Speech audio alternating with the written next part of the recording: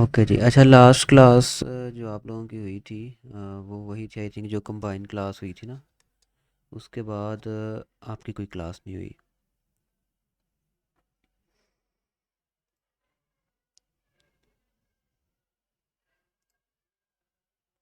एक minute just. Level level खुद ही कम हो जाता है माइक्रोफोन का। ओके।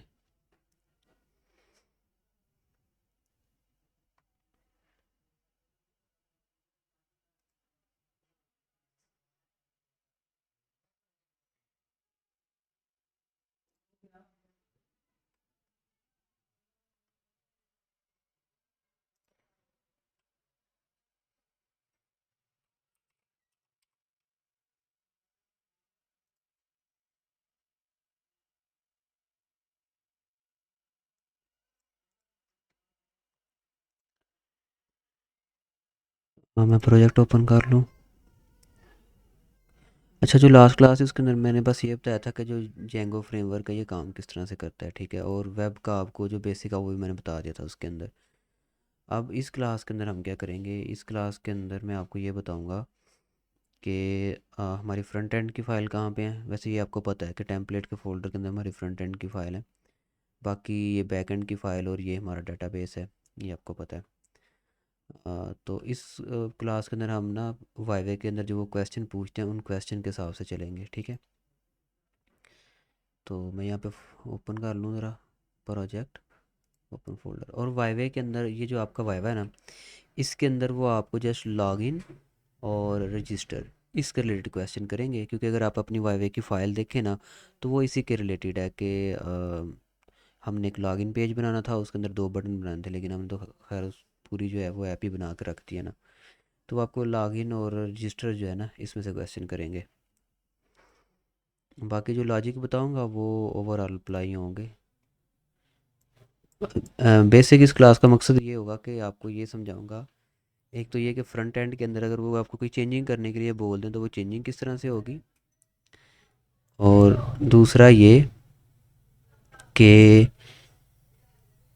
फ्रंट जो यूज़र डाटा एंटर करता है फ्रंट एंड पे, वो फ्रंट एंड से बैक एंड के पास किस तरह से जाता है। ये दो चीज़ें।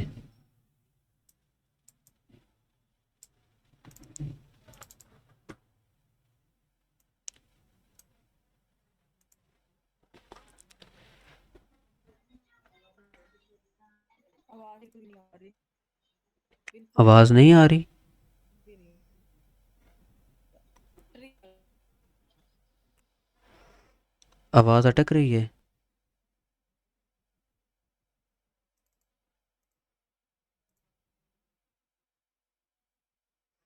हेलो।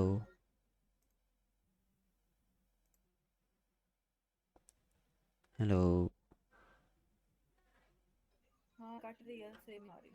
थोड़ी सी आती है फिर कट जाती है। वो असल में ना मेरा कनेक्शन थोड़ा सा स्लो है इंटरनेट का। आवाज नहीं आ रही हमारी। स्क्रीन तो स्क्रीन शो भी हो रही है लेकिन आवाज।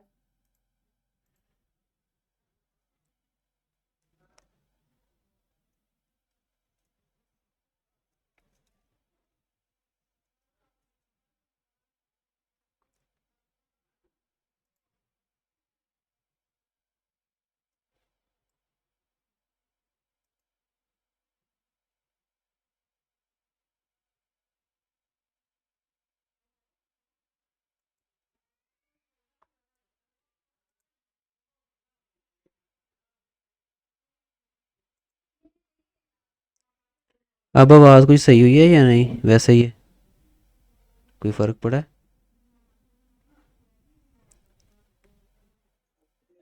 हाँ, अब थोड़ी आई है। ओके। तो चलें शुरू करते हैं फिर। दो क्वेश्चन हैं जो हम देखेंगे।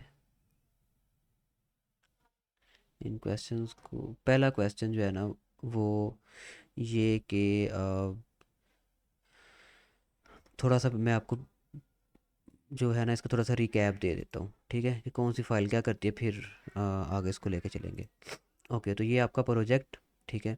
इसके अंदर यहाँ पे लिखा हुआ है स्टेशनरी शॉप मैनेजमेंट, ये एक्चुअली हमारा एक जो है प्रोजेक्ट हम इसको बोलते हैं, ठीक है, ये प्रोजेक्ट है हमारा।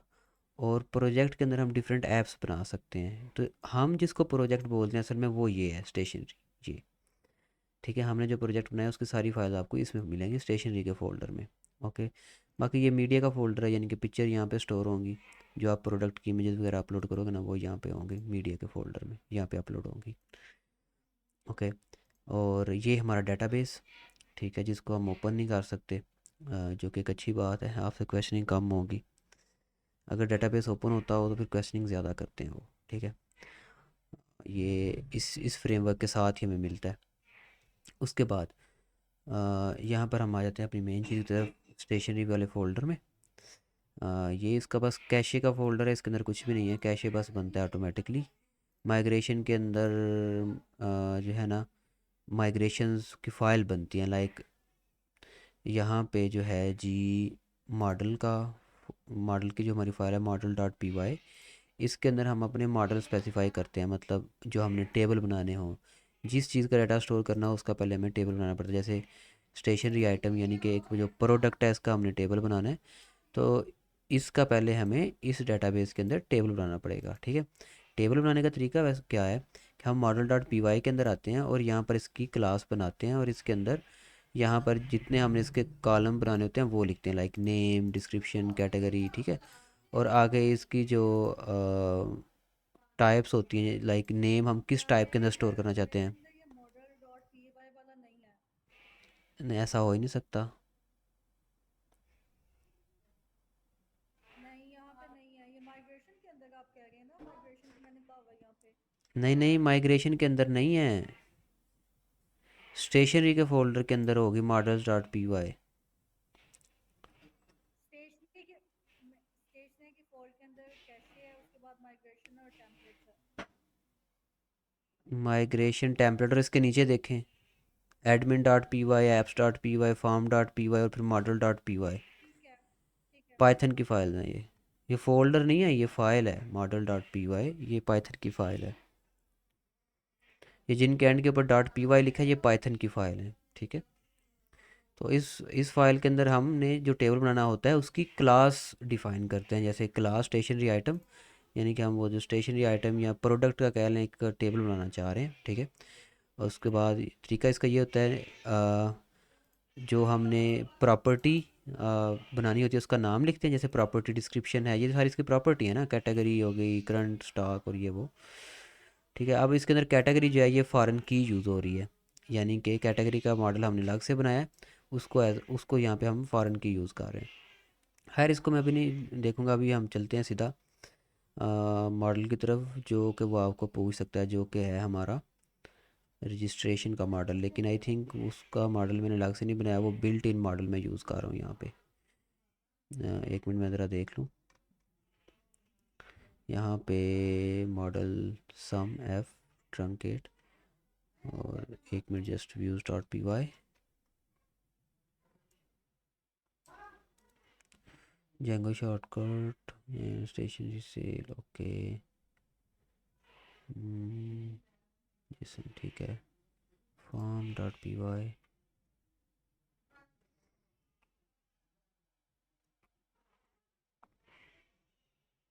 Item form, category form, sale form, sale item form, purchase form and report form.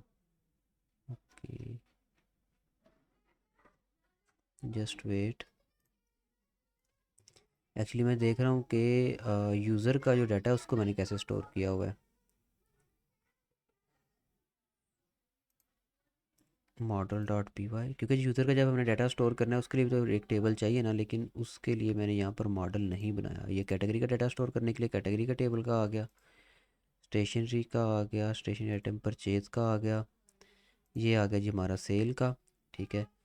उसके बाद सेल आइटम, उसके बाद रिपोर्ट, एंड ये कुछ फंक्शन आ गए हमारे, कैलकुलेट टोटल कैलकुलेट करने का आ गया, उसके बाद गेट डेट रेंज, ठीक है।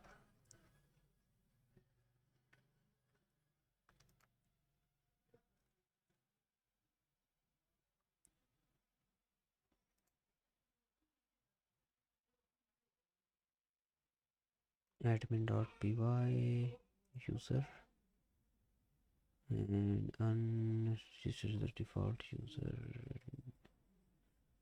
admin.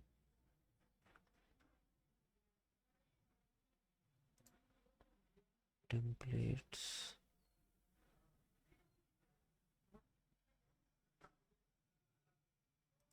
login.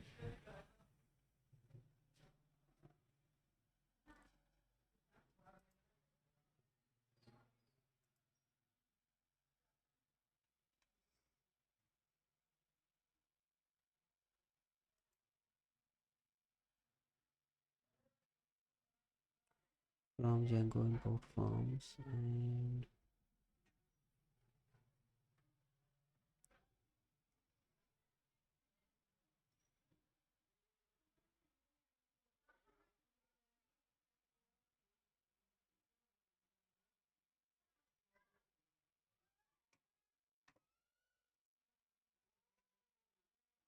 ये रहा login view but register login logout. अब जो लॉगिन का पेज है ना वो तो यहाँ से हम ले रहे हैं, ये रहा लॉगिन व्यू। ये एक हमें जेंगो जो है ना पैकेज देता है। इस पैकेज का जो मेन नाम है वो है अथेंटिकेशन व्यूज़, ठीक है, अथेंटिकेशन डॉट व्यूज़। जो व्यूज़ यहाँ पर है ना, ये वाले व्यूज़, ठीक है, व्यूज़ के अंदर एक्चुअली हमारे फंक्शंस होते हैं। ओके, तो कुछ फंक्शंस हैं जो हमें जेंगो खुद से देता है, ठीक है। ये तो हम मैंने खुद लिखे हुए ना सारे फंक्शन, लाइक ऐड सेल, जो सेल को ऐड करता है, सेल लिस्ट, जो सेल की जो लिस्ट है उसको लोड करता है। यहाँ पे सारे फंक्शन हैं आपके, search item, stationery item list, ठीक है, ये सारे। तो कुछ फंक्शन ऐसे भी हैं जो ये हमें खुद प्रोवाइड करता है, जैसे लॉगिन का फंक्शन मैंने यहाँ पर नहीं लिखा हुआ, तो वो अ, मैंने जो बिल्ट इन फंक्शन है इसका जेंगो का वो यूज़ किया हुआ है। यहाँ पर ये जितने पैकेज हम ले रहे हैं ये सारे जेंगो से ले रहे हैं। ये देखना रहा Django dot contribution authentication decorator login require. उसके बाद ये एक और है, ठीक है, ये भी कहाँ से आ रहा है, जेंगो से। तो ये जेंगो से मैं जो है जो रिक्वायर्ड पैकेजेस हैं वो इंपोर्ट कर रहा हूँ। इसी तरह से यहाँ पे अगर मैं जाऊँ url.py के अंदर, तो जो लॉगिन का हमारा जो सारी फंक्शनैलिटी है वो भी यहाँ से मैं ले रहा हूँ, जेंगो कंट्रीब्यूशन अथेंटिकेशन व्यूज़, ये लाइब्रेरी है इसकी, और इससे लॉगिन का व्यू मैं ले रहा हूँ। इनके बिल्ट इन जो है वो यूज़ कर रहे हैं। उसके बाद अभी रजिस्ट्रेशन का मुझे नहीं मिल रहा कि वो कहाँ पर है। ये तो हो गया लॉगिन का। ओहो, रजिस्ट्रेशन का तो इसके अंदर यूज़ किया ही नहीं हमने। क्यों क्यों नहीं यूज़ किया? क्योंकि यूज़र खुद को रजिस्टर कर ही नहीं सकता। ये बात मैं भूल गया था कि आपके प्रोजेक्ट के अंदर यूज़र खुद को तो रजिस्टर कर ही नहीं सकता, उसको तो एडमिन ऐड करता है, ठीक है। और वो जो एडमिन ऐड करता है ना, वो एडमिन पैनल खुद ही ये हमें प्रोवाइड करता है, उसका भी कोड नहीं होता, ठीक है। वो बिल्ट इन आता है इसका एडमिन पैनल सारा का सारा। वो भी मैं आपको बताऊंगा कैसे, यानी कि सारा का सारा खुद आता है। खैर, अ,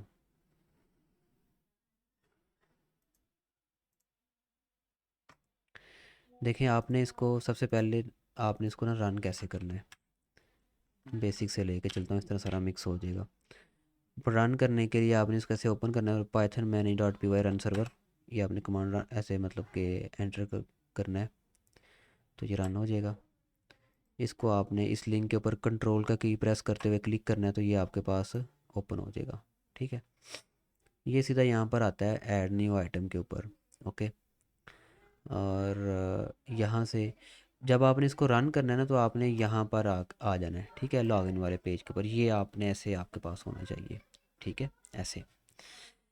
अ, जब आपने सुपरवाइज़र को कॉल करनी है ना वाईवाई के लिए, ठीक है, तो आपने आपका प्रोजेक्ट इस स्टेट के ऊपर ऐसे हो, आपने लॉगिन के ऊपर क्लिक करना है और यहाँ पर ये आपका प्रोजेक्ट हो, ठीक है। फिर यहाँ पे आप लॉगिन करेंगे और रजिस्टर का अगर वो पूछे रजिस्टर का बटन नहीं है यहाँ पर, तो आप कहेंगे कि सर रजिस्टर का बटन इसलिए नहीं है क्योंकि यूज़र खुद को रजिस्टर कर नहीं सकता। उसको कौन ऐड करेगा? उसको एडमिन यूज़र क्रिएट कर सकता है, यूज़र खुद को क्रिएट नहीं कर सकता, ठीक है। ये बात समझ में जिसके नहीं आई वो दोबारा पूछ ले। क्यों जी? कि यूज़र ख़ुद को रजिस्टर नहीं कर सकता। समझ में आ रहा है?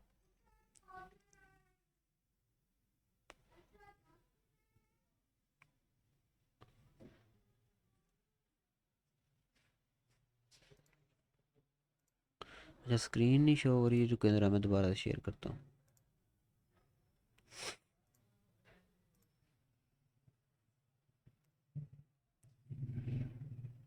अब शो हो रही स्क्रीन? और अगर उन्होंने कहा कि रजिस्ट्रेशन बटन क्या कि उसको रजिस्टर कर सके तो फिर नहीं, बटन अगर ऐड करने का बोलें तो ठीक है। वैसे बनता नहीं है बटन यहाँ पे। उसकी वजह क्या है, मैं आपको एक चीज़ दिखाता हूँ। क्योंकि ये आपकी रिक्वायरमेंट के अंदर ही नहीं है कि रजिस्टर यूज़र खुद को कर सकता है। उन्होंने मुझे खुद लिखा हुआ है कि एडमिन यूज़र को रजिस्टर मतलब कि ऐड कर सकता है, यूज़र खुद को रजिस्टर नहीं कर सकता। वैसे भी यहाँ पे अगर हम जाएं स्टेशनरी मैनेजमेंट और यहाँ पे आ जाते हैं जी आपकी तीसरी असाइनमेंट के ऊपर, तो यहाँ पर उन्होंने ये देखें, ये आप देख सकते हैं यहाँ पर रजिस्टर का बटन नहीं है या रजिस्टर का कुछ नहीं है।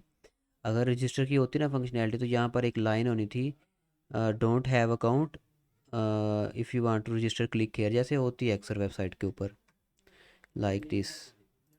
मैं आपको दिखाता हूँ। और ये एग्जिट विंडो का इन्होंने क्यों बटन डाला हुआ है, मतलब कि वो विंडो एग्जिट करने में क्या वो वो क्या होगा उसमें? वो उन्होंने इस हिसाब से डाला था ना कि वो डेस्कटॉप ऐप के हिसाब से डाला था। एग्जिट के ऊपर अगर क्लिक करें तो वो ऐप पूरी बंद हो जाएगी, लेकिन ये तो वेब ऐप है, ठीक है ना? तो इसके ऊपर नहीं आएगा ये बटन। यानी कि अगर ये हम डेस्कटॉप का सॉफ्टवेयर बनाते ना तो उस केस में आना था। ये इमेज ब्लरी है, नज़र नहीं आएगा, एक मिनट जस्ट। ठीक है, ये देखें जैसे यहाँ पर लिखा हुआ है ना और साइन अप, ठीक है, तो ये इस तरह का यहाँ पे होना था। वैसे भी अगर आप रिक्वायरमेंट पढ़ें तो उसके अंदर यही है कि जो एडमिन है ना वो यूज़र को रजिस्टर करेगा, यूज़र खुद से रजिस्टर नहीं कर सकता। ठीक है, चलिए अब नेक्स्ट चलते हैं। लॉगिन को समझते हैं कि लॉगिन की फंक्शनैलिटी किस तरह से अचीव हो रही है सारी।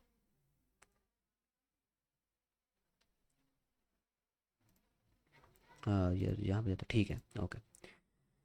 तो यहाँ पर ये आ गया हमारा लॉगिन पेज, ठीक है। सबसे पहले इसकी फ़ाइल कौन सी है, ये तो है हमारी फ्रंट एंड हमें शो हो रहा है ना, तो इसकी फ़ाइल कौन सी होगी? टेम्पलेट के अंदर जाके ये रही login dot H T M L, यहाँ पे ये रहा, ठीक है।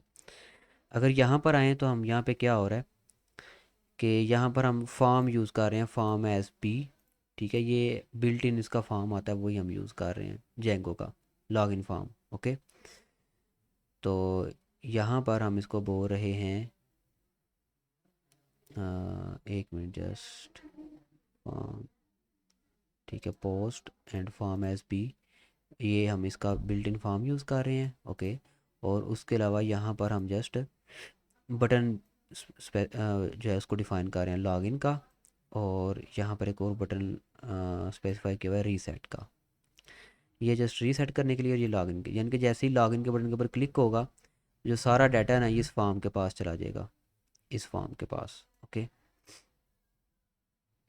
बाकी यहाँ पर हमने वो इनपुट फील्ड्स को स्पेसिफाई नहीं किया, क्यों, फिर से बता दूँ कि हम इसका बिल्ट इन फॉर्म यूज़ कर रहे हैं, built in login form use कर रहे हैं। लाइक ये देखें यहाँ पर यूज़र नेम की फ़ील्ड है और यहाँ पर पासवर्ड की फ़ील्ड है, लेकिन इन दोनों का कोड आपको यहाँ पर नहीं मिलेगा, यहाँ पर नहीं मिलेगा, ठीक है। आप देख सकते हैं यहाँ पे कोई इनपुट फील्ड का कोड नहीं है, जस्ट बटन है, और बटन से पहले कोई इनपुट फील्ड का कोड नहीं है, क्यों, क्योंकि हम ये बिल्ट इन फॉर्म यूज़ कर रहे हैं, दैट्स इट। कोड, इनका कोड जो है यहाँ पर शो होगा। अगर यहाँ पे हम इसको इंस्पेक्ट करते हैं ना, मैं आपको दिखाता हूँ, ये देखें,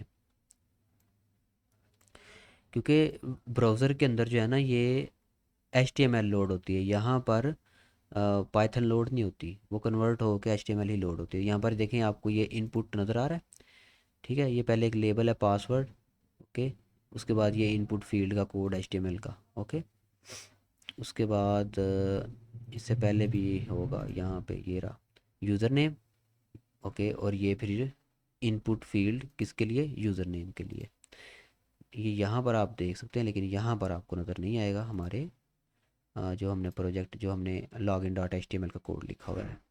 वजह क्या है, हम डिफ़ॉल्ट लॉगिन फॉर्म यूज़ कर रहे हैं। ये देखें यहाँ से, ये जो करली ब्रेसिस के अंदर आपको, ये येलो करली ब्रेसिस के अंदर आपको जो कोड नज़र आ रहा है ना, ये पाइथन का है। यहाँ आपको कह सकते हैं कि ये जेंगो का कोड है, ठीक है। बाकी ये HTML है, ओके हो गया। उसके बाद अगर लॉगिन पेज की बात करें तो इसके ऊपर ये भी शो हो रहा है ये, ठीक है। इसका मैं आपको बताना चाहूँगा, ये भी इम्पोर्टेंट एक कंसेप्ट है। इसको हम बोलते हैं जी टेम्पलेट इनहेरिटेंस। ये जो ऊपर आपको बार नज़र आ रही है ना, इसको हम नैव बार बोलते हैं वैसे। इसका कमाल क्या है कि हम किसी भी पेज के ऊपर चले जाएं, लाइक यहाँ पे यहाँ पे यहाँ पे, जहाँ पर भी आप जाएंगे ना, ये आपको ऊपर नज़र आती रहेगी, ठीक है। ये वाली, ये कहीं नहीं जाएगी। क्यों? क्योंकि हम जो टेम्पलेट है ना, उनको इनहेरिट कर रहे हैं। हमने बेसिकली क्या किया हुआ है कि एक मेन टेम्पलेट बनाया हुआ है, और उसी के अंदर हर टेम्पलेट का कंटेंट जो है उसको रेंडर कर रहे हैं। इसको हम नाम देते हैं कंटेंट कंटेनर, ठीक है। ये जो वाइट स्पेस है, ये कंटेंट कंटेनर है। और ये हमने बनाया कहाँ पर है, यहाँ पे बेस डॉट HTML आपकी एक फ़ाइल है, ये रही, ठीक है। ये वो फाइल है जो नैव बार पूरी शो करती है। यहाँ पर ये देखें नैव बार, यहाँ पे हमारी नैव बार है सारी। और ये इसके सारे ऑप्शन है, item, categories, purchase, sale, report, ठीक है। ये आप देख सकते हैं जो कि यहाँ पर शो होते हैं। हाँ, ये आइटम, कैटेगरी, ठीक है। अगर वो यहाँ पर आपको एक न्यू ऑप्शन ऐड करने का भी बोलते हैं, जो कि वो नहीं बोलेंगे अभी, तो वो आप बड़ी आसानी से ऐड कर सकते हैं। लेकिन रिपोर्ट के बाद अगर कोई ऑप्शन ऐड करने का बोलते हैं, तो आप सिंपली यहाँ पर आके जो लास्ट वाला LI कंटेंट है, या अगर फ़र्ज़ करें परचेज़ के बाद ऑप्शन ऐड करने का बोलते हैं, तो आपने ये एक चीज़ का ध्यान रखना, ये देखें ज़रा, ये LI को आपने एक ओपनिंग LI से लेके क्लोजिंग LI तक कॉपी कर लेना, ठीक है। लाइक अगर रिपोर्ट के बाद बोलते तो आपने इधर से, ये ओपनिंग है, लिस्ट इंडेंट, इसको एलिमेंट बोलते हैं, लिस्ट इंडेंट, इसको यहाँ से लेके यहाँ तक कॉपी करना है, और यहाँ पर नीचे आपने इसको पेस्ट कर देना है। और जो नाम बोलेंगे वो नाम बस आपने ही लिख देना है यहाँ पे। लाइक वो अगर बोलते हैं कि एक अबाउट अस, जी दोबारा बताना। दोबारा अब आप वीडियो में देखना। नहीं, वो स्क्रीन इतना शो हो रही है, अब बताओ, अब हो रही है। इधर सही बस। ओके, मैं कह रहा था कि अगर वो आपको यहाँ पर एक ऑप्शन ऐड करने का बोलते हैं ना, कोई भी, लाइक रिपोर्ट के बाद कहते हैं एक ऑप्शन ऐड करो, ठीक है। तो उसका तरीका क्या है, आपने जाना है बेस डॉट HTML के अंदर, यहाँ पर हमारा वो जो नेव बार है, सारा कोड वो इसी के अंदर है, ठीक है। तो आपने क्या करना है, रिपोर्ट के बाद जाके रिपोर्ट को ही कॉपी कर लेना है, ठीक है। लेकिन कॉपी कहाँ से करना शुरू करना है, यहाँ से LI से, ठीक है। ये LI से, LI means list item, okay, list item. यहाँ पर ये हर एक चीज़ लिस्ट आइटम है, ये एक लिस्ट आइटम है, list item, list item, list item, list item, और ये भी लिस्ट आइटम, ठीक है। तो ये जो LI कंटेंट होता है ना, ये टैग इसका होता है लिस्ट आइटम, ओके। और ये एक्चुअली हमारी एक लिस्ट है, ठीक है। अगर मैं यहाँ पर आपको दिखाऊँ तो ये देखें, ये एक टैग लगा हुआ है UL, यानी कि अनऑर्डर लिस्ट का। ये एक लिस्ट है नैव बार हमारी पूरी, और इसके अंदर मुख्तलिफ लिस्ट आइटम है, ठीक है। हर ऑप्शन एक लिस्ट आइटम है, ओके। तो आपने क्या करना है, किसी भी एक लिस्ट आइटम को कॉपी कर लेना है, लाइक दिस वन, जैसे मैंने अभी कॉपी कर किया था, इसको कॉपी करके यहाँ पर पेस्ट करना है, और यहाँ पर बस अबाउट अस लिख देना, तो यहाँ पर अबाउट अस शो हो जाएगा।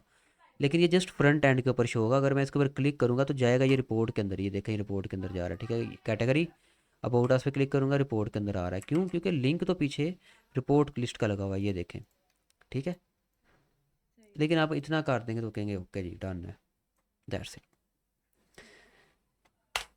पूरा किस तरह करना है वो भी हम देखेंगे, लेकिन वो जब हम फाइनल वाइवे की तैयारी करेंगे ना, तब देखेंगे। अभी बस इस अभी के लिए इतना काफ़ी है, ठीक है। अब इस फाइल के ऊपर मैं असल में आपको इसलिए लेके आया था कि ये वो फाइल है जो ये वाला एरिया बना रही है, ये वाला एरिया जहाँ पे हर पेज लोड होता है। ये देखें ऊपर ये चेंज नहीं होता, लेकिन यहाँ पर हर पेज यहाँ पर लोड हो रहा है। ठीक है, लॉगिन के ऊपर क्लिक करता हूँ तो वो भी यहाँ पर ही लोड हो रहा है, यानी कि लॉगिन पूरी स्क्रीन पे नहीं आ रहा। यही कंटेंट जो एरिया हमारा। माइक बंद करवा दें, स्टूडेंट का शोर आ रहा है माइक बहुत। बंद करें जी, माइक बंद करें, जिसका ऑन है माइक। ठीक है, तो ये यहाँ पर कंटेंट एरिया हमने किस तरह से बनाया हुआ है ये देखें। ये हमने base dot H T M L एक फ़ाइल बनाई हुई है जो कह लें कि सभी जो पेजेस हैं उनकी बेस है। ठीक है, इससे हमने हर पेज इनहेरिट किया है। करना क्या होता है इसमें, हमें सिंपली कि जितना कंटेंट इसके अंदर हमने शो करना होता है ना, उसको पहले यहाँ पर लिख लेते हैं। जैसे हमने नैव बार शो करनी है ना इसमें, तो ये नैव बार सारी हमने यहाँ पर लिख दी। ठीक है, नैव बार आ गई। उसके बाद हमने क्या किया, उसके बाद यहाँ पर एक मैंने एक डिव बनाई हुई है। डिव मीन बस, डिव जो टैग है ना, ये हम तब यूज़ करते हैं जब हमने पेज के अंदर कोई एक हिस्सा बनाना हो। ठीक है, जिस तरह हम आम कॉपी का पेज होता है उसके अंदर लाइनें लगा के डब्बा बना के पेज का एक अलग से हिस्सा बना देते हैं ना। ठीक है, पेज को हमने डिवाइड करना हो 6 हिस्सों में, तो लाइनें लगा के 6 हिस्सों में डिवाइड कर दिया। इस तरह से यहाँ पर एक ये टैग आता है डिव का। डिव टैग जो है पेज को डिवाइड करने के लिए यूज़ होता है। ठीक है, डिव शॉर्ट फॉर्म डिवीजन, मतलब पूरा डिवीजन होगा तो उसको उन्होंने डिव किया हुआ है। ठीक है, तो ये एक डिव है। ओके, और यहाँ पर हमने फिर इसको ब्लॉक स्पेसिफाई कर दिया, ब्लॉक कंटेंट। ठीक है, और यहाँ पर हम कह इसको ब्लॉक का जो है ना वो सिंटैक्स कुछ इस तरह से होता है। ब्लॉक हम लिखते हैं, ठीक है, ये करली ब्रेसेस और परसेंटेज के अंदर ब्लॉक, ब्लॉक का नाम लिखते हैं और फिर एंड ब्लॉक लिख देते हैं। ठीक है, अब इससे क्या हुआ कि इससे हमारा ये जो सारा एरिया था ये बन गया। ठीक है, अब जो जितने भी ये पेजेस हैं ना, लाइक अगर मैं लॉगिन के पेज में जाऊँ तो यहाँ पर आप देखें, यहाँ पर हम उसी ब्लॉक को यूज़ कर रहे हैं, ब्लॉक कंटेंट और एंड ब्लॉक, और इसके अंदर हम अपना सारा लॉगिन पेज का कोड लिखा हुआ है। ठीक है, तो वो फिर इसी ब्लॉक के अंदर लोड हो रहा है। ओके, यानी कि यहाँ पर base dot H T M L के अंदर हमने वो ब्लॉक स्पेसिफाई कर दिया। ठीक है, और इस ब्लॉक के अंदर जो कंटेंट रखना है वो रखने के लिए किसी भी फाइल के अंदर बस हमें क्या करना पड़ता है, सबसे पहले तो ये लिखना पड़ता है, sorry, extends stationery slash base dot H T M L. यहाँ पर टेम्पलेट का जो फोल्डर है स्टेशनरी, उसके अंदर हमारा पड़ा हुआ है ना base dot H T M L. तो इसका मतलब ये है कि ये जो सारा पेज है ये किसके अंदर जाकर रेंडर होगा, base dot H T M L के अंदर। और फिर उसका ये जो ब्लॉक है उसको हमने स्पेसिफाई कर दिया कि जी इस ब्लॉक के अंदर जाके ये सारा जो पेज है रेंडर होगा। यही वजह है कि ये वाला ऊपर ऐसे ही रहता है और ये इसके ब्लॉक कंटेंट में जाकर रेंडर हो जाता है। ओके, हो गया। अब चलते हैं थोड़ा सा नेक्स्ट।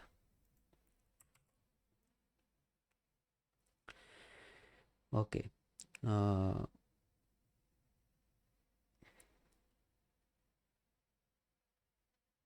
अच्छा, अगर वो आपसे ये पूछे कि लॉगिन का हमें फंक्शन दिखाओ, इसका बैकएंड दिखाओ, तो वो भी मैंने आपको बताया कि वो हमने जो इसका व्यू है वो डिफ़ॉल्ट व्यू यूज़ किया हुआ है। लाइक यहाँ पे व्यू के अगर फोल्डर में यहाँ पे हमारे सारे फंक्शन है, ये सारा बैकएंड हमारा यहाँ पर है। ठीक है, फंक्शन जो बैकएंड के मोस्टली यहाँ पर हैं, कुछ वैसे मॉडल डॉट पी वाई के अंदर भी हैं, लेकिन मोस्टली यहाँ पर हैं। सो इसका जो हमने फंक्शन यूज़ किया हुआ था वो यहाँ पर यूज़ किया है। ठीक है, इंपोर्ट लॉगिन व्यू, ये रहा। और यही जो लॉगिन व्यू हम इंपोर्ट कर रहे हैं, यही हमें इसकी फंक्शनैलिटी सारी की सारी प्रोवाइड कर रहा है। अगर मैं यहाँ पे आऊँ U R dot P Y के अंदर, ये लॉगिन का जो हमारा है, तो यहाँ पर देखें login views as view template name, और ये टेम्पलेट का नेम हमने यहाँ पर लिखा हुआ है। ठीक है, और ये इसके फंक्शन का नेम है एक्चुअली, जो कि हमें कहाँ से मिल रहा है, जेंगो से। ये रहा Django contribution authentication views import login view. Login का भी हम यहाँ से ले रहे हैं बिल्ट इन, इसकी कह लें कि फंक्शन लॉगिन करवाने का, और लॉग आउट का भी जो है ना वो हम यहीं से ले रहे हैं। ठीक है जी, ये चीज़ है।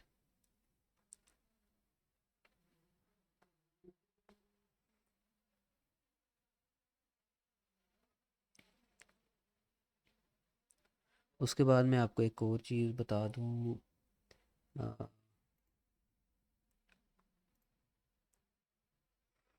अच्छा, इसका सीक्वेंस जो है ना वो देख लेते हैं आप, कि डाटा अगर फ़र्ज़ करें लॉगिन का डाटा यहाँ पर यूज़र ने अपना एंटर किया है, यहाँ पर वो लॉगिन करने के लिए अगर अपना डाटा एंटर करता है यहाँ पे, तो किस तरह से यूज़र लॉगिन होगा, डाटा कहाँ से होगा गुजरेगा, ठीक है। अब फ़र्ज़ करें यहाँ पे मैं अपना डाटा एंटर करता हूँ लॉगिन के लिए और लॉगिन के ऊपर क्लिक करता हूँ। जैसे यूज़र लॉगिन के ऊपर क्लिक करेगा होगा क्या, यहाँ पर हम आते हैं लॉगिन डॉट एचटीएमएल के अंदर। फ़र्ज़ करें यूज़र ने यहाँ पर लॉगिन के ऊपर क्लिक किया तो ये हमारा जो फॉर्म है ये एक्टिवेट हो जाएगा, ठीक है। और ये फॉर्म डाटा सारा भेजेगा किसको, इसको। अच्छा यहाँ पर ना ये एक टोकन है CSRF टोकन, इसका क्या मतलब है? इसका मतलब ये है कि यूज़र, फ़र्ज़ करें यूज़र ने डाटा एंटर किया तो वेबसाइट स्लो है या इस तरह कोई सीन है, यूज़र जब बार बार लॉगिन के ऊपर क्लिक करेगा तो उसकी रिक्वेस्ट वन टाइम ही जाएगी, ठीक है। वो मतलब कि रिक्वेस्ट के अंदर थोड़ा सा ये गैप ऐड कर देता है, बस इसका ये काम है और कोई इतना ख़ास काम नहीं है इसका। खैर यहाँ पर फ़र्ज़ करें यूज़र ने लॉगिन के ऊपर क्लिक किया तो डाटा सारा गया इसके पास, ठीक है।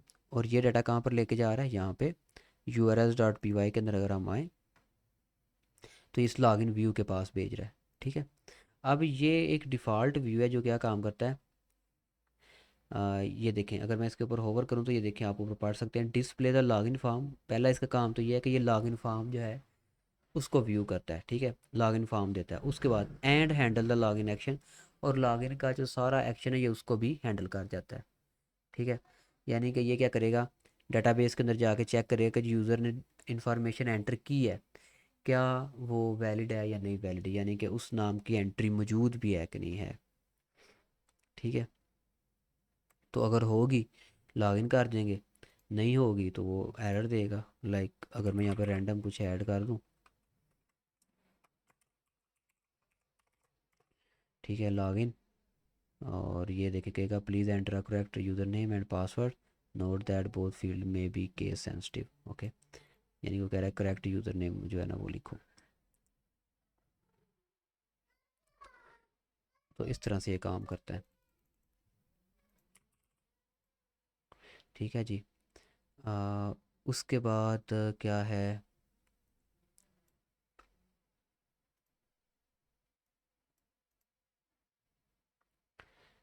उसके बाद आइटम का मैं थोड़ा सा आपको बता देता हूँ, ठीक है। यहाँ चले चेंजिंग का भी थोड़ा सा आपको बताता हूँ। फ़र्ज़ करें हमने यूज़ तो वैसे ये किया है जी, बिल्ट इन फॉर्म यूज़ किया, लेकिन फिर भी वो आपको कहते हैं कि कोई चीज़ मुझे ऐड करके दिखाओ, ठीक है। लाइक बटन का ही कह देते हैं कि बटन एक ऐड करके दिखा दो, जैसे लॉगिन का है रीसेट का एक बटन बोलते हैं, वो भी बहुत सिंपल है। यहाँ पर आए login dot H T M L के अंदर, ये है login dot H T M L के अंदर, ठीक है। यहाँ पर आपने आना है और यहाँ पर आपने आके जनाब ये दो बटन मैंने ऐड किए हुए हैं ऑलरेडी, ठीक है। एक है जी लॉगिन का और एक है रीसेट का, ठीक है।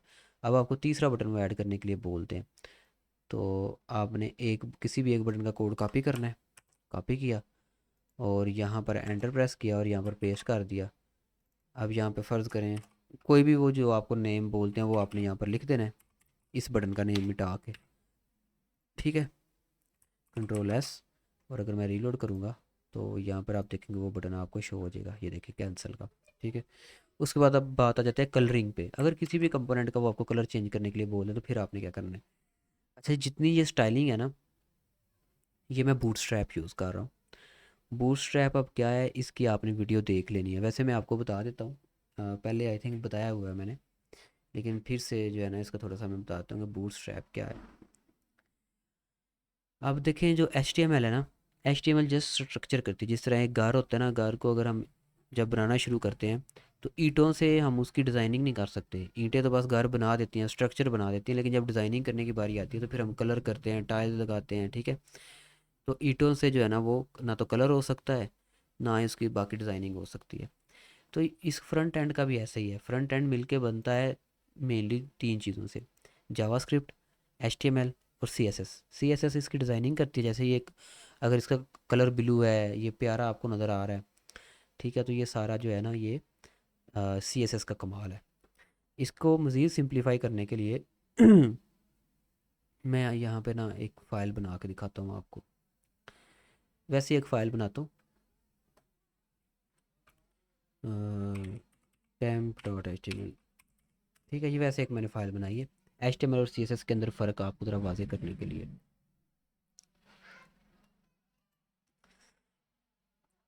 ठीक है। इस फाइल को होस्ट कैसे करूँगा मैं, मतलब इस फाइल को अगर आपको शो करवाना हो तो वो कैसे करवाऊँगा, गो लाइव, मैं ज़रा देख लूँ ये काम करेगा क्या। हाँ ठीक है, कर रहा है। ठीक है, अभी ये वो फाइल यहाँ पर शो हो रही है, तो इसके अंदर कोई कंटेंट नहीं है, कोई एचटीएमएल नहीं लिखी, तो कुछ भी शो नहीं हो रहा। सबसे पहले मैं लेता हूँ बॉयलर प्लेट। जब हम एचटीएमएल का मतलब फाइल बनाते हैं उसके अंदर सबसे पहले बॉयलर प्लेट लेते हैं। ठीक है, ये एक मिनट ज़रा, वैसे ही एंटर करने से बॉयलर प्लेट आ जाती है, लेकिन अभी आ नहीं रही। क्यों नहीं आ रही? क्योंकि यहाँ पर जेंगो एचटीएमएल सेलेक्ट है और मुझे सेलेक्ट करना पड़ेगा एचटीएमएल। अब आई थिंक काम करेगा ये। ओके, तो इसको हम कहते हैं बॉयलर प्लेट। ठीक है, इसके अंदर होता क्या है, सबसे पहले ये कहता है कि डॉक्यूमेंट टाइप एचटीएमएल है, लैंग्वेज हमारी इंग्लिश होगी, और जो हमारी ओवरऑल एचटीएमएल का पेज होता है ना, उसके 3 पार्ट्स होते हैं। सबसे पहले होता है हेड, उसके बाद होता है बॉडी, ठीक है, और एक तीसरा पार्ट फुटर होता है, लेकिन वो यहाँ पर नहीं है और उसकी हमें ज़रूरत भी नहीं।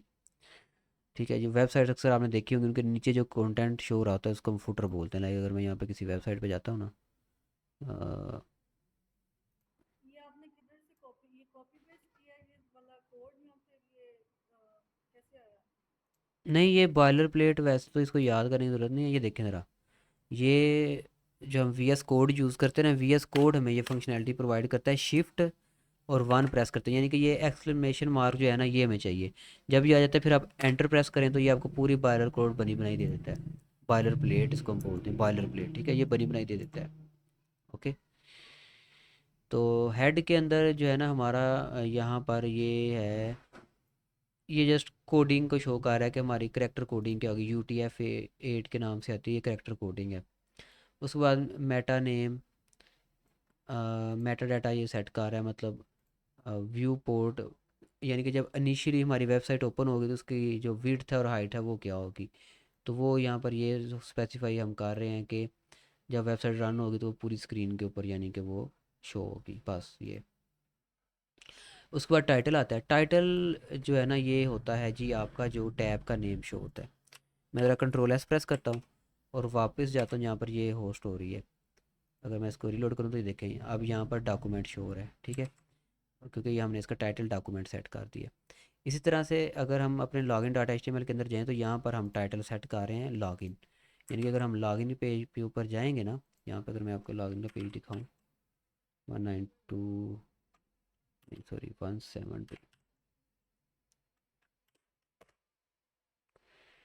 ये क्या किया इसने,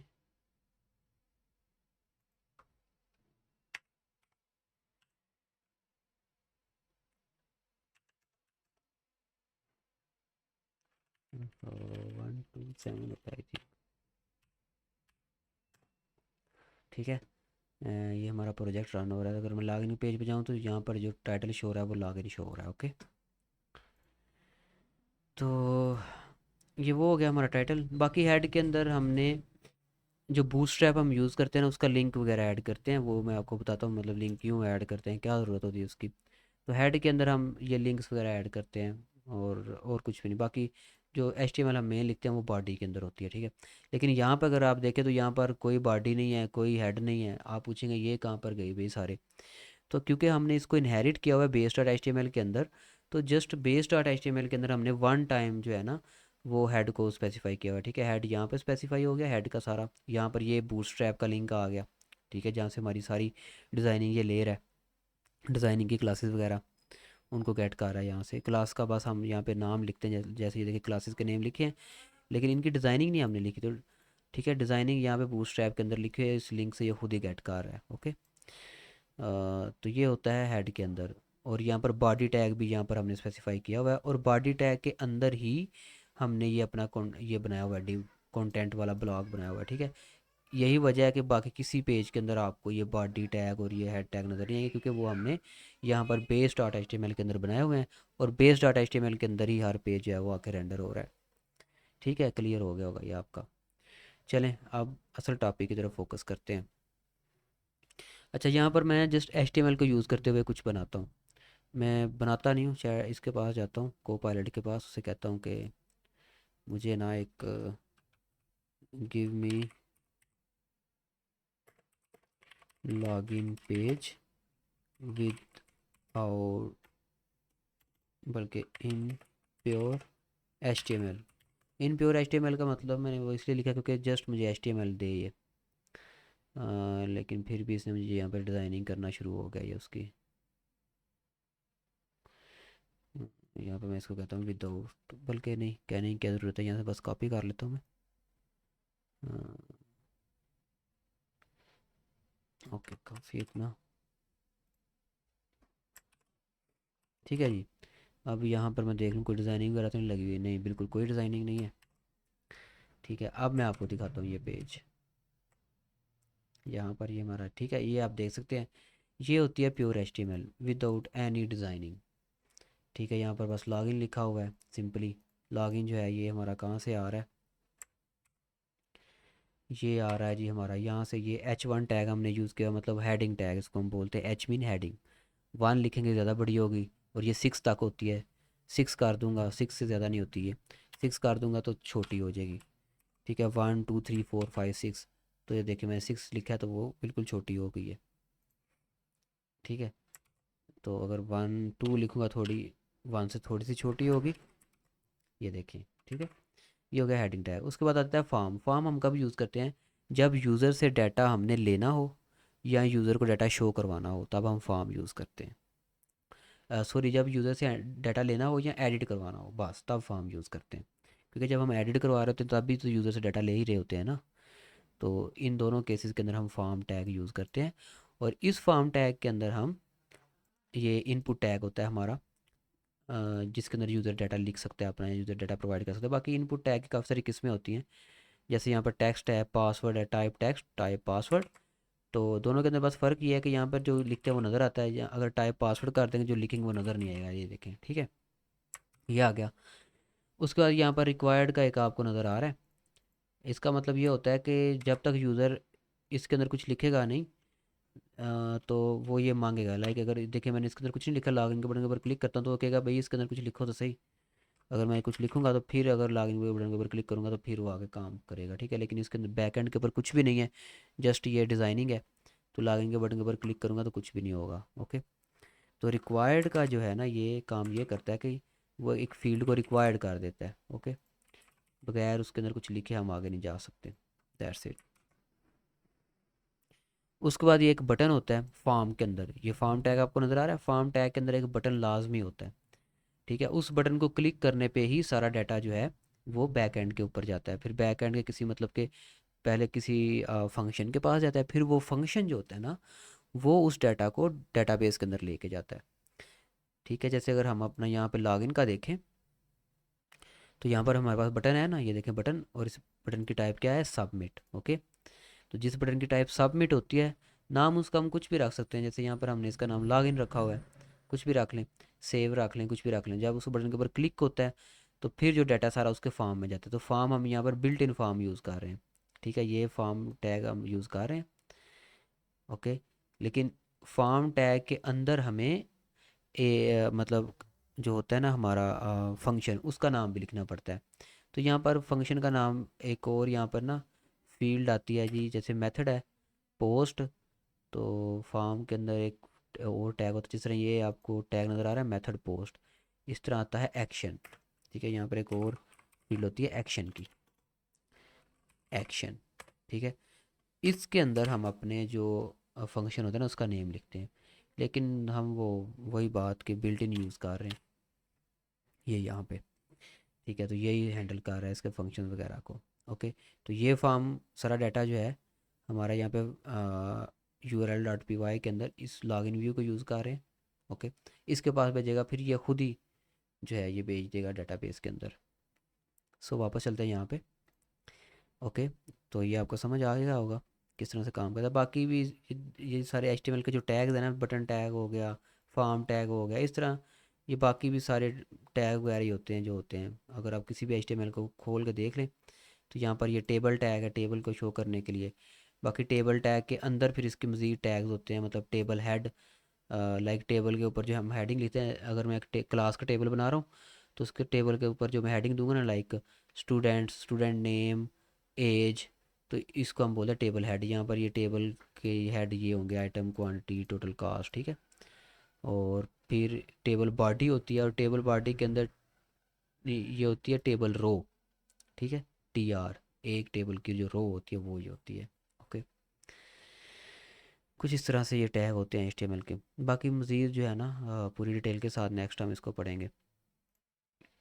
ठीक है, ये HTML का मैं आपको ओवरव्यू दे रहा हूँ, पूरी बाकी पूरी डिटेल में नहीं जा रहा। अब चलते हैं डिज़ाइनिंग की तरफ। अब जो इसकी डिज़ाइनिंग है ना वो होती है CSS से। CSS को लिखने के दो तीन तरीके हैं, एक होती है इंटरनल, एक होती है एक्सटर्नल और एक होती है इनलाइन। इनलाइन के अंदर क्या होता है कि हम यहाँ पर ही CSS लिख सकते हैं, लाइक लाइन के अंदर ही, जहाँ पर कोई टैग है HTML का टैग, उसकी हमने CSS लिखनी है तो उस लाइन के अंदर लिख सकते हैं। लिखने के लिए क्या करना पड़ेगा, जस्ट जहाँ पर भी CSS लिखनी होती है ना वहाँ पे हमें स्टाइल टैग ओपन करना पड़ता है। यहाँ पर मैं स्टाइल लिखूँगा, लाइक मतलब ये बटन ही है ना, चलें इसको ले लेते हैं, बटन को बटन करता हूँ। मैं लिख देता हूँ स्टाइल, ये स्टाइल टैग ओपन हो गया। अब हमने इसकी प्रॉपर्टी लिखनी है। स्टाइल की प्रॉपर्टी कौन सी, लाइक कलर, इसका मैं कलर चेंज करना चाहता हूँ। कलर मैं कर देता हूँ इसका जी ब्लू। ठीक है, लेकिन ये इस कलर से मुराद जो बटन का टेक्स्ट कलर है ना वो चेंज होगा। ठीक है, बैकग्राउंड कलर चेंज नहीं होगा। लाइक अगर मैं यहाँ पर जाता हूँ तो ये आप देख सकते हैं वो जस्ट टेक्स्ट का जो कलर है वो चेंज हुआ है। अगर हम बैकग्राउंड कलर चेंज करना चाहते हैं तो उसके लिए अलग प्रॉपर्टी है। ठीक है, वो प्रॉपर्टी क्या है, बैकग्राउंड कलर, बैकग्राउंड कलर। ठीक है, और ये मैं कर देता हूँ ब्लैक। तो अब आप देखेंगे तो वो ब्लैक हो गया। ठीक है, बैकग्राउंड कलर ब्लैक और वैसे कलर जो है वो ब्लू। लेकिन अभी भी अगर आप ये बटन देखें और ये वाला बटन देखें जो हमने बूट स्ट्रैप यूज़ करके यूज़ किया हुआ है, तो ये ज़्यादा मॉडर्न लग रहा है, ज़्यादा स्टाइलिश लग रहा है। ठीक है, अब हालांकि मैंने इसका कलर वगैरह भी चेंज किया लेकिन फिर भी ये ओल्ड स्टाइल लग रहा है। तो इसके लिए एक और प्रॉपर्टी मुझे लिखनी पड़ेगी यहाँ पे। वो प्रॉपर्टी क्या है जी, वो है जी radius, border radius, border radius 10 px। इससे एक्चुअली होता क्या है कि वो जो ये ज़रा राउंड हो जाता है। ठीक है, ये देखिए राउंड हो गया, ज़रा नहीं काफ़ी राउंड हो गया। ठीक है, तो ये इतनी सारी मुझे स्टाइलिंग लिखनी पड़ रही है। अभी ये तो एक कंपोनेंट है, आपने देखा कितनी सारी हमें स्टाइलिंग लिखनी पड़ रही है।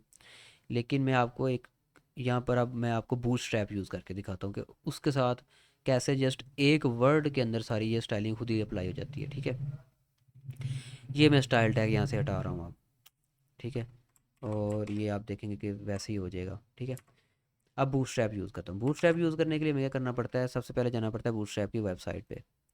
वैसे तो मैं लिंक यहाँ से कॉपी कर सकता हूँ, यहाँ पर भी है, लेकिन ये लिंक मिलता कहाँ है, बूटस्ट्रैप की वेबसाइट से। सिंपली हमने क्या करना होता है, इस लिंक को कॉपी करके यहाँ पे ऐसे दो लिंक हमें मिलते हैं। ये एक तो बूटस्ट्रैप का, दूसरा ये क्लाउड फ्लेयर फ़ॉन्ट ऑसम। ये मैंने वो यूज़ किए हुए हैं, क्या नाम लेते हैं उसके, आइकन यूज़ किए हुए हैं ये उसका। ठीक है, बूटस्ट्रैप का बस यही लिंक है। बूटस्ट्रैप से हमें दो लिंक मिलते हैं, एक तो होता है CSS का, लाइक ये आप देख सकते हैं एक इनकी CSS शीट है जो जिसकी साइज, जिसके अंदर सारी डिज़ाइनिंग इन्होंने लिख के रखी हुई है, हमने बस उसका नेम लिखना होता है। चलिए मैं इस लिंक को कॉपी करता हूँ यहाँ पे, और इसको हेड टैग के अंदर पेस्ट करना होता है हमने। ठीक है, ये बूटस्ट्रैप का लिंक। उसके बाद एक और चीज़ इनकी कॉपी करनी पड़ती है लेकिन अभी फ़िलहाल उसको मैं नहीं करता, वो है इनका जावास्क्रिप्ट का लिंक, लेकिन यहाँ पे मैं अभी नहीं चाहिए वो, तो मैं नहीं करता। अब देखना मैं क्या करता, अब हमें बस क्लास लगाने की ज़रूरत है। क्लास, अब देखना मेरा BTN प्राइमरी कर देते हैं। ठीक है, ये एक क्लास है जो कि बटन के ऊपर हम अप्लाई करते हैं बटन को मॉडर्न करने के लिए। आप देखें ज़रा, मैंने बस छोटा सा कोड लिखा और अब हमारा बटन मॉडर्न हो गया होगा, ये देखें। ठीक है, बाकी इसके अंदर और भी बहुत सारे ऑप्शन आते हैं। तो ये बूटस्ट्रैप की पूरी डॉक्यूमेंटेशन है, इसको रीड करना पड़ता है इसको सीखने के लिए। एक मिनट में वापस यहाँ पर जाता हूँ। BTN एक और इसके अंदर आती है किस्म आउटलाइन की, BTN आउटलाइन प्राइमरी, इस तरह करके आता है, ये मुझे अभी याद नहीं है। हाँ यही है। ठीक है, ये देखें ये आउटलाइन जो है ये इसकी ब्लू है, ऊपर होवर कर रहा हूँ तो फिर ये इसका कलर पूरा फिल हो रहा है। ठीक है, बाकी यहाँ पर बूटस्ट्रैप के अंदर डिफरेंट ये तो कलर्स आते खाली हैं। बटन पे हुआ है ना, अगर बाकी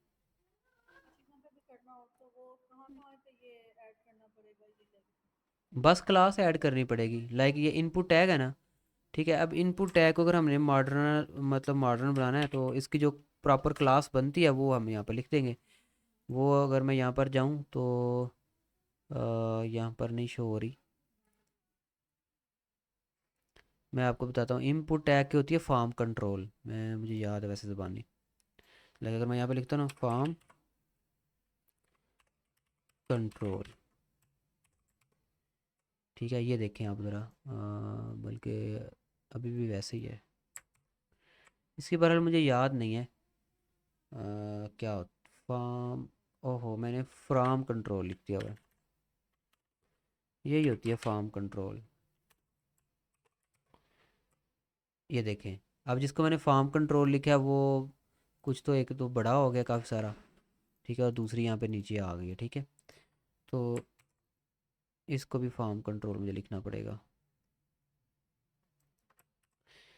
ये जो होती है ना डिज़ाइनिंग, ये प्रॉपर करनी पड़ती है वरना बिगड़ जाती है। मतलब कि जहाँ जहाँ पे हमने ये डिजाइनिंग अप्लाई करनी हो बूटस्ट्रैप की, तो वहाँ वहाँ पे क्लास क्लास, ऐड करनी बिल्कुल क्लास ऐड करनी है। और क्लास ही क्यों ऐड करनी है इसका लॉजिक अब आप लोगों को समझाता हूँ कि क्लास ही क्यों, ठीक है।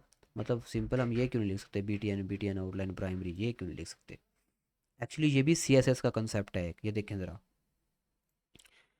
एक्चुअली क्या होता है कि अ, ये क्लास की वजह से ही बूटस्ट्रैप समझें कि लाइब्रेरी बन सकी है। क्लास जो टैग है ना HTML के अंदर, ये HTML का टैग है, ठीक है। इसको बनाने का मकसद उनका क्या था कि आप फ़र्ज़ करें यहाँ पर मैं ना, ये H2 आपका एक कंपोनेंट है, ठीक है। मैं यहाँ पर एक और H1 भी बना लेता हूँ, दो हेडिंग यानी पे आ जाएंगी। इसके अंदर मैं लिख देता हूँ फॉर्म, ठीक है। और वापस लेता हूँ यहाँ पे, और अब आप देख सकते हैं एक लॉगिन शो हो रहा है, एक फॉर्म शो हो रहा है, ठीक है। तो क्या है कि अब फ़र्ज़ करें दोनों के ऊपर मैं सेम स्टाइलिंग लगाना चाह रहा हूँ, दोनों को सेम स्टाइल देना चाह रहा हूँ। और स्टाइलिंग हम एक बात और इम्पोर्टेंट कि स्टाइल जो टैग है ना ये हम लिखते हैं ओपनिंग टैग के अंदर, ठीक है। HTML के दो टैग होते हैं, एक ओपनिंग होता है और एक क्लोजिंग होता है। क्लोजिंग से पहले ये स्लैश होता है, ठीक है, और ओपनिंग टैग के अंदर स्लैश नहीं होता, तो ये हम ओपनिंग टैग के अंदर लिखते हैं। यहाँ पर भी अगर आप बटन टैग को देखें तो जितने भी इसके प्रॉपर्टी लिखी गई है वो सारी ओपनिंग टैग के अंदर लिखी गई है, क्लोजिंग टैग के अंदर नहीं लिखी गई, ठीक है। ये कुछ बेसिक है, याद रखिएगा। बाकी आप HTML बेसिक के ऊपर कोई भी प्लेलिस्ट देख लेना, मैं शेयर कर दूंगा, वो आप देख लेंगे तो और आप बेहतर हो जाएंगे। खैर, अगर इसको भी आप अच्छे से समझ लें जितना मैं बता रहा हूँ तो काफ़ी है ये भी। अच्छा, यहाँ पर मैं ना इसका स्टाइल टैग ओपन करता हूँ, ठीक है। और मैं कह रहा हूँ इसका जो कलर है ना वो कर दो जी, ब्लू कर दो। जस्ट इसको सिंपल रखते हैं, ठीक है। ज़्यादा प्रॉपर्टीज़ नहीं लिखता मैं स्टाइल टैग के अंदर, ठीक है। अब देखें इसका भी कलर मैं ब्लू करना चाहता हूँ, तो एक तो तरीका ये है कि मैं यहाँ से ये स्टाइल टैग ये कॉपी करूँ और यहाँ पर भी इसको पेस्ट कर दूँ, ठीक है। तो अब क्या होगा, दोनों का जो कलर है ना वो ब्लू हो जाएगा।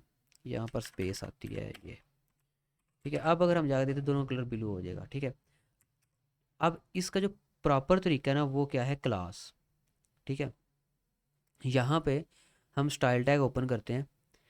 मैंने आपको शुरू पे बताया था CSS की तीन किस्में होती हैं, इनलाइन, ठीक है, और एक होती है एक्सटर्नल और एक होती है इंटरनल। एक्सटर्नल के अंदर हम क्या करते हैं कि अलग से फाइल बनाते हैं। जिस तरह HTML की फ़ाइल बनी है तो यहाँ पर मैं एक फ़ाइल बनाऊँगा style.css, ठीक है। ये होती है एक्सटर्नल, ओके। अब बूटस्ट्रैप के हम एक्सटर्नल फाइल ही यूज़ कर रहे हैं, ठीक है, लेकिन अभी फ़िलहाल मैं इसको यहाँ से डिलीट कर देता हूँ।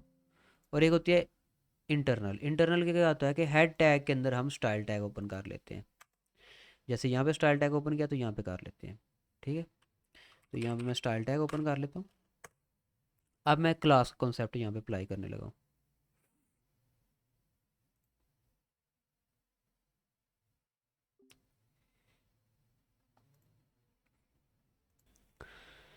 अच्छा, मैं आपको यहाँ पर ये बता रहा था कि देखें, जो एक तरीका तो है ना वो ये है कि यहाँ पर जी 1 by 1 मैं यहाँ पर डिज़ाइनिंग अप्लाई करूँ, पहले यहाँ पे फिर यहाँ पे, ठीक है। स्क्रीन शेयर कर दें, screen share. Okay okay, screen share कर देता हूँ मैं, ठीक है। होगी शेयर स्क्रीन, ओके। तो यहाँ पे एक जैसी मैं डिज़ाइनिंग दोनों को देना चाह रहा हूँ, लेकिन यहाँ पे और यहाँ पर अलग अलग मुझे लिखनी पड़ रही है। तो इस काम को, इस प्रॉब्लम को सॉल्व करने के लिए यहाँ पर आती हैं क्लासेस। ठीक है, अब क्लास क्या चीज़ है? अ, यहाँ पर मैंने एक क्लास इनको दे देता हूँ। ये मैं मिटा देता हूँ यहाँ से, स्टाइल टैग पूरे का पूरा। एक मिनट ज़रा,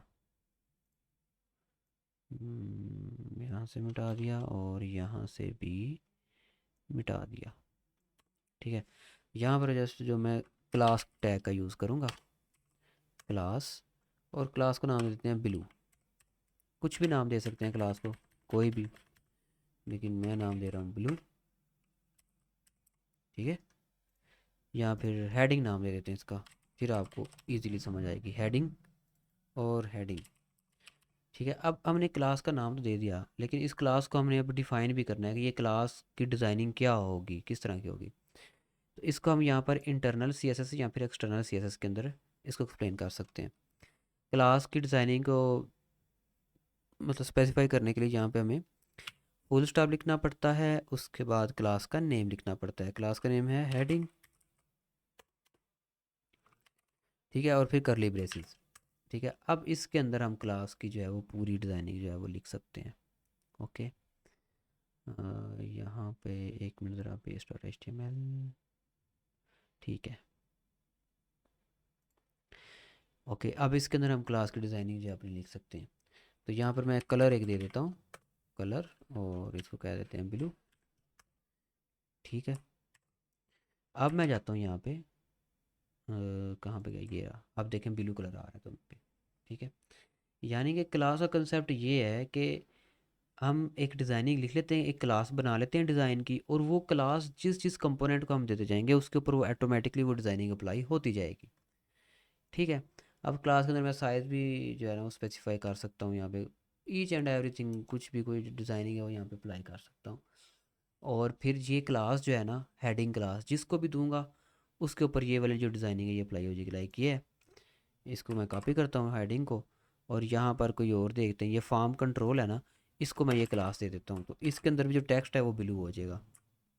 ठीक है, इसकी जो सारी डिज़ाइनिंग है वो यहाँ पर भी अप्लाई हो जाएगी इस इनपुट टैग के ऊपर। यहाँ पे जाता हूँ, ये है, वैसे इसके ऊपर नहीं हुई, हो गई है बल्कि, वो देख सकते हैं आप। ठीक है, इसका जो टेक्स्ट है वो भी ये हो गया, ब्लू हो गया।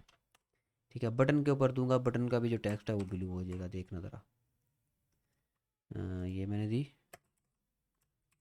क्लास, तो यहाँ पर वो देखें इसका जो अंदर था टेक्स्ट वो ब्लू हो चुका है।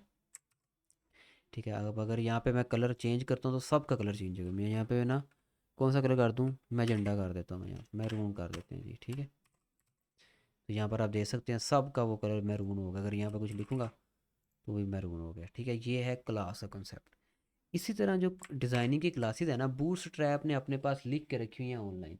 हमने बस उस लाइब्रेरी का लिंक यहाँ पर लगाना, तो ये इनकी लाइब्रेरी का लिंक है, लिंक लगा दिया। ठीक है, अब बस हमने बूटस्ट्रैप की क्लासेस के नाम लिखने हैं। ये लिंक आएगा कहाँ से? ये लिंक होता है जी यहाँ पे, यहाँ पर आपको जो बूटस्ट्रैप की डॉक्यूमेंटेशन होती है वो पढ़नी पड़ती है, बूटस्ट्रैप। ठीक है, ये इनकी वेबसाइट है, ये इनकी डॉक्यूमेंटेशन है। यहाँ पर 2 वर्जन आते हैं बूटस्ट्रैप के, अभी सर्च के अंदर एक ही शो कर रहा है। खैर मैं यहाँ पे चला जाता हूँ।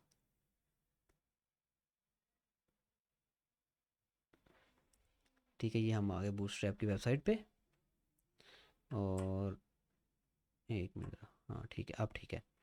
ठीक है, और यहाँ पर अगर आप थोड़ा सा नीचे आएँ तो ये अब इसको इंस्टॉल करने के ना 2 ऑप्शन देते हैं, इंस्टॉल विया पैकेज मैनेजर, इंस्टॉल विया CDN। तो ज़्यादा जो ऑप्शन है वो ये यूज़ होता है, CDN वाला। बाकी इसको हम डाउनलोड करके भी यूज़ कर सकते हैं, यानी कि सारी CSS को अपने पास डाउनलोड ही कर लें।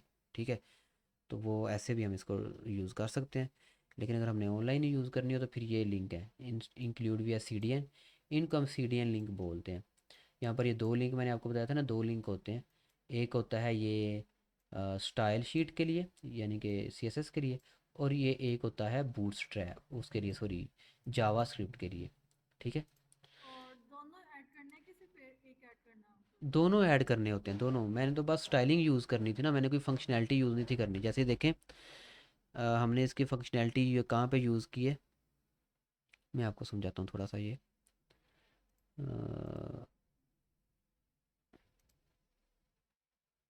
यहाँ पर आते हैं, लॉगिन पेज के ऊपर आते हैं, और लॉगिन पेज का जो रीसेट वाला सीन है ना, ये वाला, ये देखें, इसका मैंने फंक्शन नहीं लिखा हुआ। तो ये जो फंक्शन है ना, ये मुझे मिल रहा है, ये भी बूटस्ट्रैप से मिल रहा है हमें, और ये बूटस्ट्रैप की जावास्क्रिप्ट हमें दे रही है। ठीक है, मैंने बस इसकी भी यहाँ पर क्लास ही लिखी होगी, टाइप सॉरी लिखी थी। अगर मैं कोड के अंदर जाऊँ, लॉगिन फॉर्म के अंदर जाऊँ अपने, ये रहा लॉगिन, और यहाँ पर आप देख सकते हैं ये बटन था रीसेट, और इसकी टाइप क्या थी, रीसेट पास।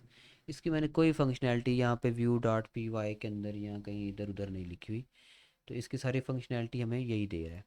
ओके, और इसके अंदर यहाँ पर अगर मैं जाऊँ base dot H T M L के अंदर, तो यहाँ पर ये आ गई स्टाइल शीट बूटस्ट्रैप की। ओके, ये देखें style sheet min dot C S S, यानी कि ये आ गई सी एस एस, और अगर नीचे जाऊँ तो यहाँ पर ये आ गया स्क्रिप्ट, इसकी स्क्रिप्ट, यानी कि ये दूसरा लिंक ये आ गया यहाँ पे एंड पे। ओके,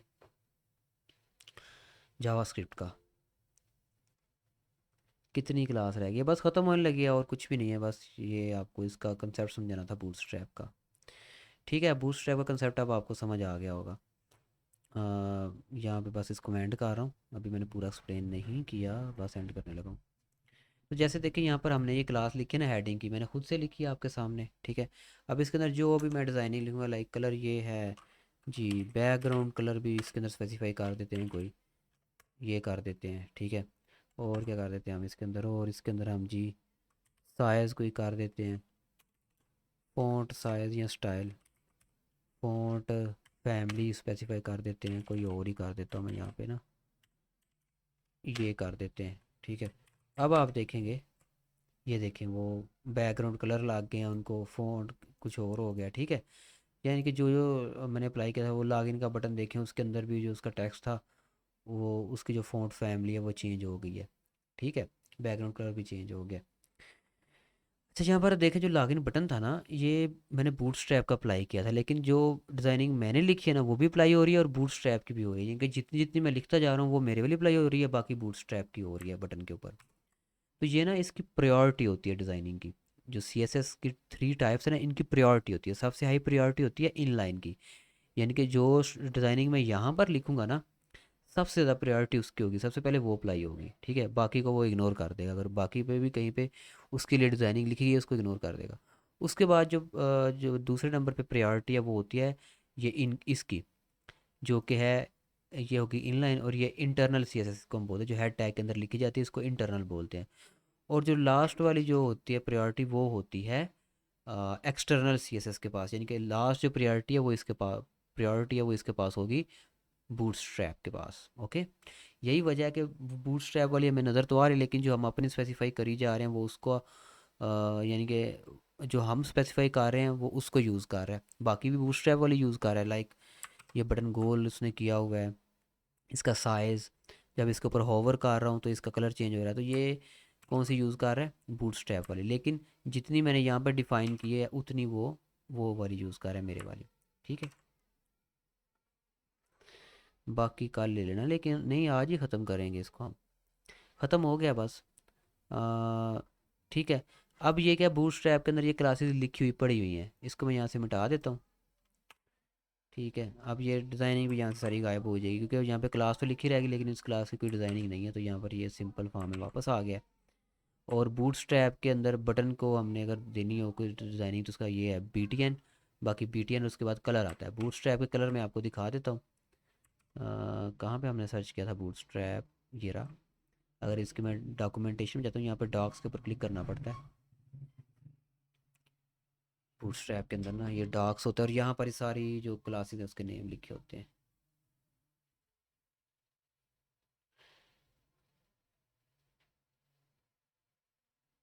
ये आगे यहाँ पे, और यहाँ पर आगे हम कलर में,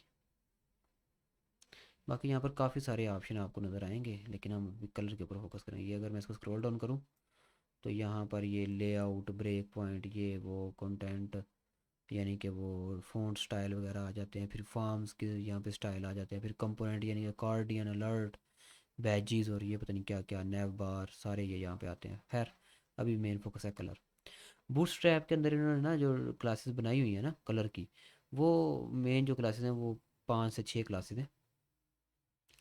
उनके नाम ये लिखे हुए हैं। प्राइमरी प्राइमरी क्लास देंगे तो ये कलर आएगा, सेकेंडरी देंगे ये कलर आएगा, सक्सेस देंगे ग्रीन आएगा, डेंजर देंगे रेड आएगा, वार्निंग देंगे क्लास तो ये आएगा ऑरेंज, इन्फू देंगे तो ये कलर आएगा, लाइट देंगे वाइट आएगा, और डार्क देंगे तो ये कलर आएगा डार्क यानी कि ब्लैक। यहाँ पे हम इसको थोड़ा सा अप्लाई करके देख लेते हैं। चलिए अब इसको मैं क्लोज कर रहा हूँ, ठीक है। बूटस्ट्रैप का कंसेप्ट आपको क्लियर हो गया। तो अब इसको जो हमने एग्जांपल फाइल बनाई जिसको मैं क्लोज कर रहा हूँ, अब आ जाते हैं अपनी असल फाइल की तरफ, ठीक है। और यहाँ पर भी ये जो फाइल मैंने टेम्परेरी बनाई थी ना, इसको मैं डिलीट कर रहा हूँ। डिलीट हो जा भाई, कहाँ गया। चलिए अभी वैसे ही क्लोज कर देता हूँ। ये है, डिलीट ना भी करूँ तो खैर है। खैर यहाँ पर लॉगिन डॉट एच के अंदर आते हैं। अब इस बटन का जो कलर है ना, जैसे लॉगिन, ये देखें BTN प्राइमरी लिखा हुआ है, तो प्राइमरी कलर हमारा कौन सा आता है, ये वाला, ठीक है। इसीलिए यहाँ पे ये देखिए ये कलर है, तकरीबन डार्क ब्लू कह रहे हैं या ब्लू ही कह रहे हैं, ठीक है। तो यहाँ पर अगर मैं जाऊँ तो इसका कलर देखें ये आ रहा है, ओके। अब अगर इसको मैं चेंज, इसको अगर मैं ग्रीन करना चाहता हूँ तो मैं लिखूँगा BTN सक्सेस। सक्सेस लिखने से ग्रीन कलर आ जाता है। रीलोड करूँगा और ये देखें ये ग्रीन आ गया। इस तरह रीसेट बटन है, इसको सेकेंडरी लगा होगा, और कैंसिल को भी सेकेंडरी लगा होगा।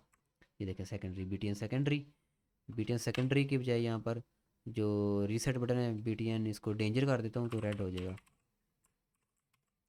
ठीक है। रीलोड किया और ये देखें ये रेड हो गया, ओके। अब आपके बात समझ में आ गई होगी ये बूटस्ट्रैप की जो गेम है, ओके हो गया। चलें, बाकी इतना काफ़ी है। क्लास जो है ना काफ़ी लेंथी हो गई है, इसको अपलोड होने में भी फिर टाइम लगेगा, जितनी लेंथी होती है ना उतना टाइम लगता है। बाकी अगर आपका कोई क्वेश्चन है तो पूछ सकते हैं। बाकी वाईवे के अंदर वो यही करवाते हैं, कलर चेंज करवाने का बोल देंगे, नया बटन ऐड करने का बोल देंगे, वो भी मैंने आपको बता दिया कैसे करना है, कलर बता दिए कैसे चेंज करना है। बाकी कोई इतना वो ख़ास नहीं पूछते।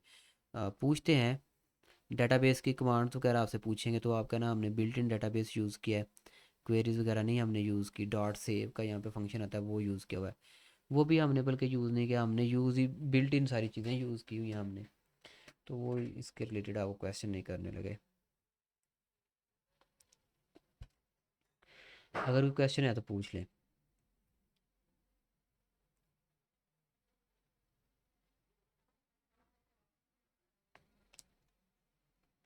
चलें ठीक है, ओके। इस क्लास को आपने देख के प्रैक्टिस करना, ठीक है। बाकी मैं प्लेलिस्ट भी एक शेयर कर दूंगा HTML की, उसको देख के आपने HTML बूटस्ट्रैप यानी कि फ्रंट एंड के रिलेटेड कोई प्लेलिस्ट, कोई बेसिक सी शेयर कर दूंगा, उसको देख के प्रैक्टिस कर लेना, तो ये बूटस्ट्रैप वगैरह और आसानी से समझ में आ जाएगी। बाकी इसको भी आप कलर शलर चेंज करें अपने हिसाब से, तो आपको ये चीज़ें मज़ीद समझ आ जाएंगी। तो क्लास को मैं कर रहा हूँ एंड, मिलते हैं कल की क्लास में, तब तक के लिए अल्लाह हाफ़िज़। ऐसे मेरी सर मेरा यहाँ पे एक इशू है, मेरा ना ये फॉर्म वाला पेज नहीं शो हो रहा। फॉर्म वाला पेज, मतलब कि ये जो फॉर्म वाला आपने, नहीं ये फॉर्म एक है ना आपने किए automatically form dot S underscore P, तो ये लॉगिन ये डॉट नहीं है। Login dot H T M L आप जाए ना, क्यों नहीं शो रहा होगा शो।